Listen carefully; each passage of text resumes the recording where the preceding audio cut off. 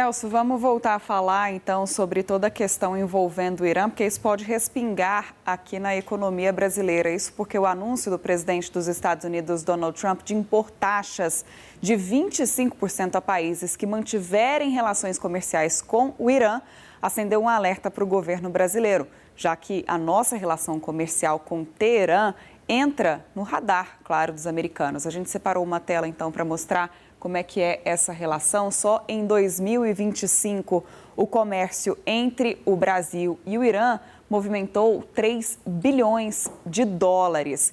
Temos um superávit de 2 bilhões e 800 milhões de dólares com os iranianos, ou seja, o Brasil mais vendeu para o Irã do que comprou.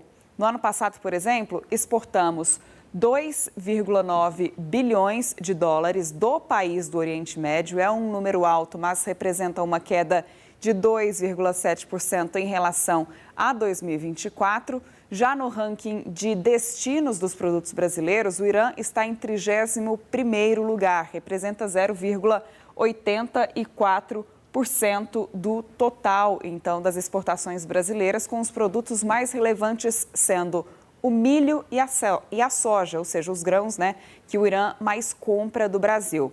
Já nas importações, 2025 registrou 84 milhões e 600 mil dólares no comércio entre os dois países, uma alta de 771,2% em relação a 2024. O Irã ocupa, então, a posição de número 82 no ranking de importações brasileiras, compondo 0,03%, então, do total desses produtos brasileiros que são negociados no mundo. A gente tem, por exemplo, o adubo e o fertilizante com essa representação, então, de produtos que são comprados pelo Brasil do Irã.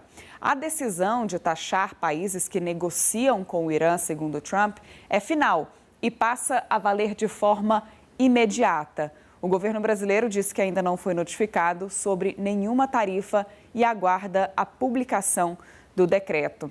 Agora, eu conversei com integrantes do governo e a postura adotada nesse momento é de cautela, viu, Celso? O presidente Lula avalia, inclusive, conversar com Donald Trump caso o Brasil seja afetado por essas novas tarifas.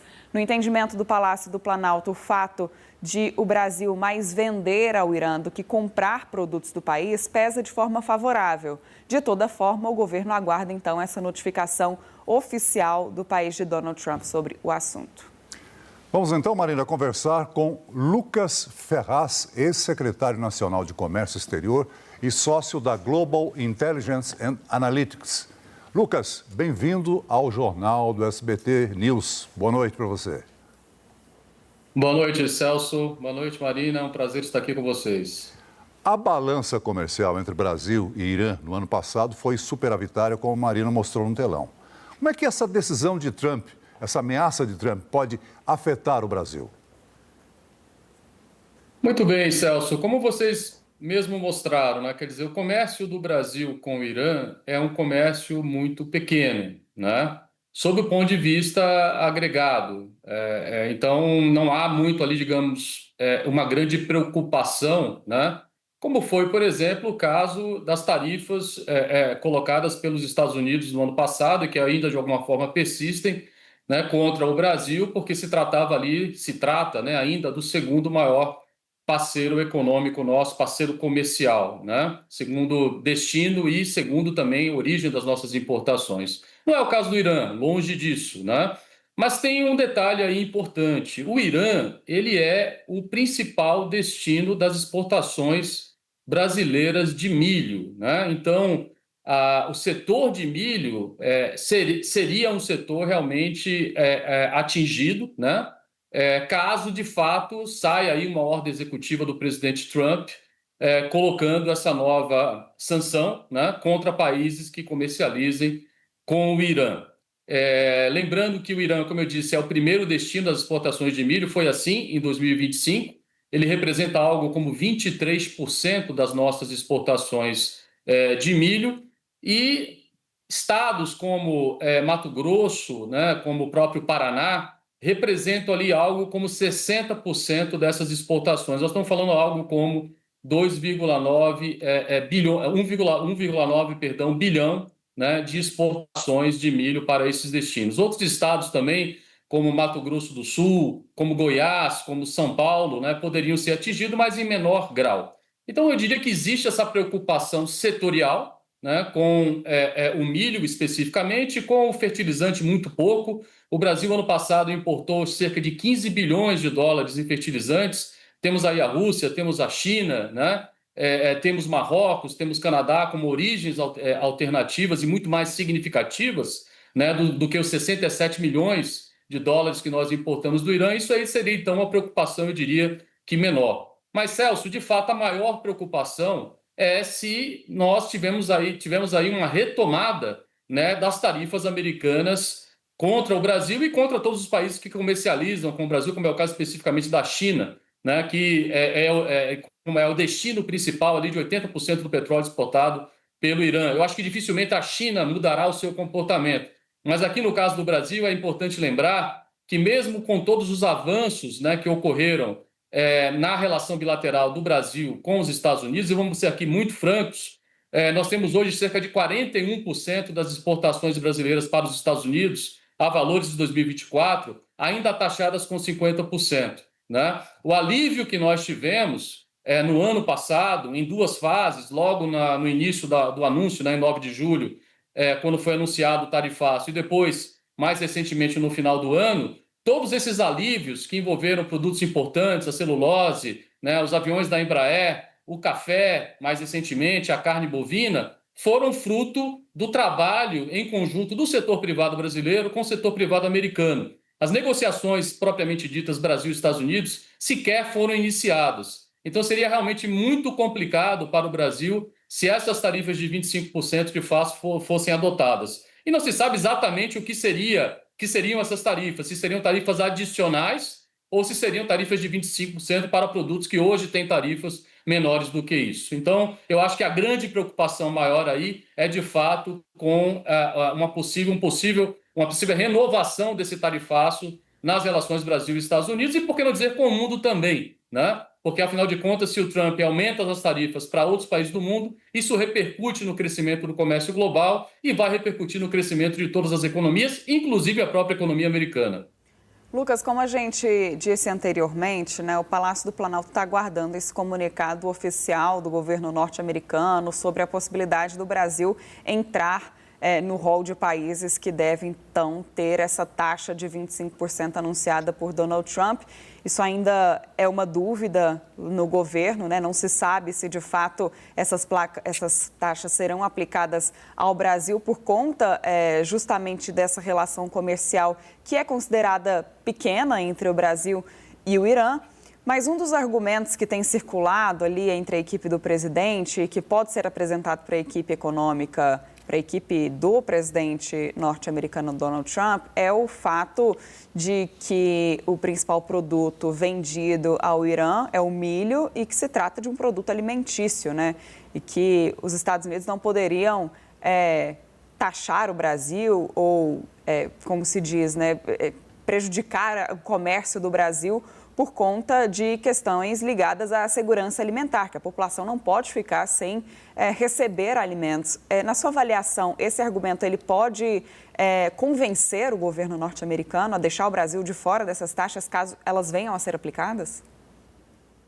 Marina, eu acho bastante difícil, né, sendo bem sincero.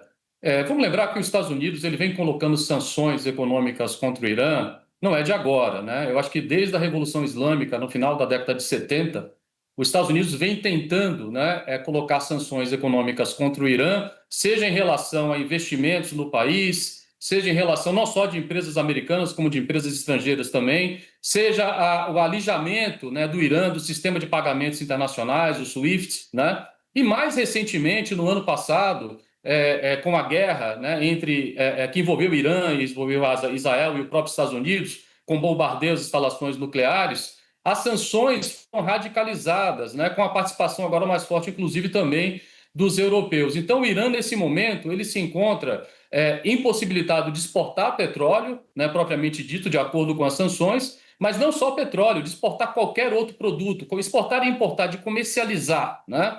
Então, eu acho que a coisa é séria, a coisa é para valer, e dificilmente esse seria, vamos dizer assim, um argumento, né, que poderia causar alguma sensibilidade, principalmente diante, né, de uma postura, vamos dizer, mais assertiva e talvez até mais beligerante, por que não dizer, do novo governo americano. Eu acho que a boa notícia para o comércio internacional brasileiro, sinceramente falando, é o acordo Mercosul-União Europeia, que todos nós aqui esperemos, né, que seja de fato assinado, né, no próximo sábado e posteriormente ratificado pelo Parlamento Europeu numa votação em maioria simples. Eu acho que o Brasil ele tem que, nesse momento, buscar diversificar as suas exportações, as suas importações, o seu comércio, os seus parceiros econômicos, porque cada vez fica mais claro que os Estados Unidos se alijou, né, do sistema multilateral de comércio. E vamos lembrar o seguinte, eu falei aqui das sanções que foram colocadas no passado, né, sanções de ordem de investimento ou de comércio propriamente dito, de limitações comerciais, mas essa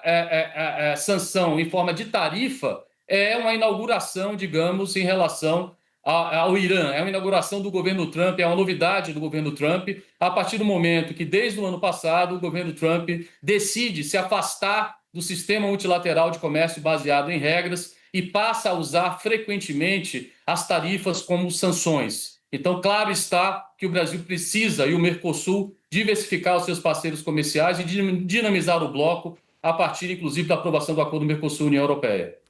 Ô Lucas, a gente pode dizer que o governo dos ayatolás, né, sofre, digamos assim, um sufoco muito grande, tendo em vista essas sanções. Aliás, o que tem provocado o início das manifestações, né? Inflação interna. Exatamente, Celso. A inflação vem crescendo bastante no Irã nos últimos anos. No ano passado, o Irã teve uma inflação média da ordem de 50%. Em janeiro, só a inflação de alimentos bateu em 78%, alguma coisa por aí, 75%, 78%. E a moeda se desvalorizou em dezembro em algo como 50%. Toda essa desorganização macroeconômica, a partir de dezembro do ano passado, startou esse processo, né, de revoltas internas. E aí é um ponto interessante, diferente de outras revoltas que já ocorreram no passado e que tinham caráter mais político e que, portanto, estava na mão do governo, da República Teocrática, digamos assim, do Irã, fazer alguma coisa, o problema agora é muito mais de natureza econômica. Então fica muito mais difícil o governo conseguir dar uma resposta que consiga, digamos, pacificar o movimento que está ocorrendo nesse momento. Então a situação do Irã, de fato, é bastante complicada e, por que não dizer, é possível, de fato, que o regime acabe não se sustentando e a gente tenha aí modificações, né, nas próximas semanas ou nos próximos meses, enfim. Nós queremos aqui agradecer a Lucas Ferraz, ex-secretário nacional de Comércio Exterior e sócio da Global Intelligence and Analytics, pela sua participação e as suas informações aqui no Jornal SBT News. Um prazer, Celso, um prazer, Marina. Muito obrigado. Boa noite.